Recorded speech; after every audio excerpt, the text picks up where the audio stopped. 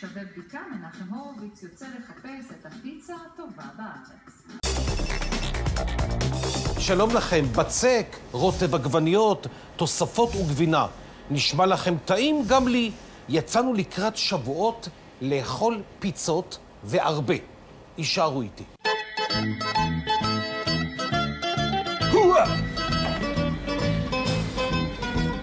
בוא'נה, זה שיטות קצת, אתה יודע... של פעם. שיטות של פעם, אה? מה ששל פעם הוא הכי טוב. עכשיו, מה הכוונה? למה העפת את זה באוויר? מה הכוונה? פשוט שיפתח. יפתח יותר טוב. הבצק. הבצק. הבנתי. אבל למה נגיד אצלי זה נתקע לי בעת ולך לא? אתה צריך ללמוד. אולי הבטן הפריע ל...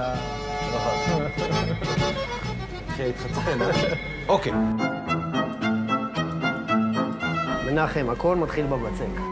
מה זה? זה שיטה נפולי? מנפולי? לא. זו שיטה שלנו פה, הישראלים. פיצה אמיתית, פיצה מרגריטה, רגילה. בצק שלנו פה מישראל. יש הבדל אגב בין הבצקים השונים של הפיצות השונות, או כל אחד באמת מחפש את הייחודיות שלו?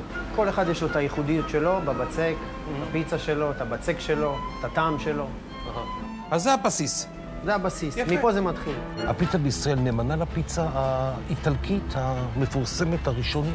קודם כל, פיצה באיטליה זה תרבות, זה כל כך תרבות אדירה שהיא כל כך שונה, ולפעמים ישראלים לא מוצאים את עצמם באיטליה. אומרים, מה, זה לא פיצה, זה דבר כזה עבה, ובכלל לא עגול, ויש...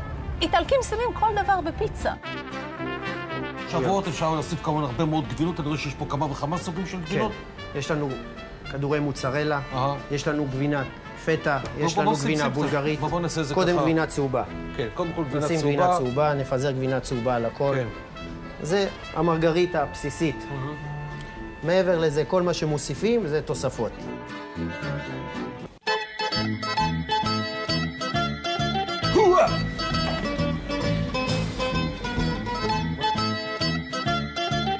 מה שכן, בזמן האחרון בישראל התחילה להתפתח באמת תרבות של פיצה, יש תחרויות של פיצאיולו, עושים פיצות מדהימות, מין בצק כמו באיטליה, מביאים קמחים, מביאים תנורים, אנשים משתגעים לגמרי, עושים, באמת מנסים לחקות את הפיצה המקורית, וטוב שכך. עכשיו נגיד, יש כבר דברים נגיד שאתה יודע שהציבור הרבה יותר פה אוהב, כלומר, מבחינת הטעם? הסטנדרט זה זיתים ירוקים, פטריות טריות. היום התחילו אנשים לאהוב דברים כמו כדורי מוצרלה, זיתי קלמנטה, גווניות שרי במקום עגבניות רגילות, בזיליקום להוסיף על הפיצה, חצילים מטוגנים עם בולגרית. מה זאת בזיליקום? עלי בזיליקום.